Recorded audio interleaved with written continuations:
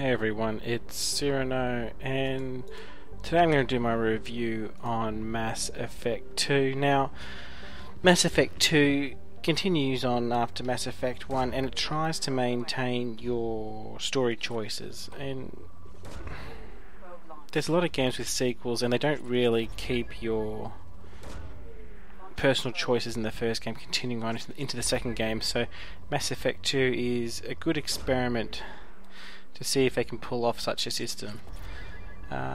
Right now you're seeing the planet scanning system that Mass Effect 2 brings in, and I just wanted to start with this because it is the worst part of the game. It is extremely boring, and it's to replace, say, inventory management that you would have in a normal RPG. I found inventory management and juggling skills and gear a lot more interesting than this. So to me, it's a big miss. I know BioWare are trying to go for an RPG-like system where they are moving away from the inventory management just because it's a pain in the ass to do inventory management on a console with a controller. But planet scanning is just boring. Now, with the PC version, logging in at the start of the game, I seem to be having trouble connecting to Electronic Arts. I don't know if anyone else does, but I do. And it's really annoying every time I start the game to just have login troubles. Now, combat in this game it's more FPS and less RPG, so gunplay is more point and shoot, but you don't have to really worry about stats as much, depending on if you're going to hit the enemy or that sort of thing. The classes are more interesting and there's less skill fat, so by that I mean lockpicking and healing passives. You don't need those sort of things anymore, you just get them. You can lockpick and you can heal automatically. The AI in the combat is a lot better. Generally it uses terrain to cover itself just as you would, except for robots, which obviously just charge you, which just makes sense, they're robots. So overall this game is a lot better because every enemy just doesn't charge you at point blank. The hacking minigame I find a lot more interesting. The first game had a Frogger type system. The second one has two different types of hacking. One where you have a circuit board and you have to try and connect things in a memory fashion. And I actually can't remember what the other one is.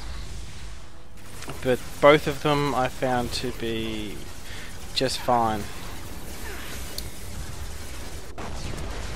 Conversations in this game, they're very much the same, except what you have now is a quick click sort of a system. So halfway through a conversation you may have an option to click left or right mouse button and it performs a Renegade or Paragon effect. So if you watch this video through to completion, you'll see at the end I get a chance to shoot the guy, but I interrupt it by using the quick click Paragon ability. It makes conversations a lot more lively. There's a very large cast to Mass Effect 2. If you get all the DLC, there's something like 10 characters to choose from. I guess this is good if you're going to play through the game again. You can use different characters, and this time instead of what you used the first time. The DLC characters are a bit of a letdown because they just seem to have less storyline. Like you pick them up instantly. There's no quest to pick them up. They've gotten rid of a lot of the random quests and the copy and paste questing in this game.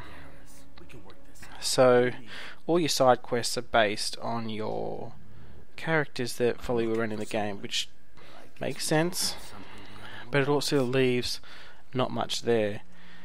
The overall problem is if you don't buy the DLC, this game is extremely short, and you spend half of it planet scanning, which is absolutely boring.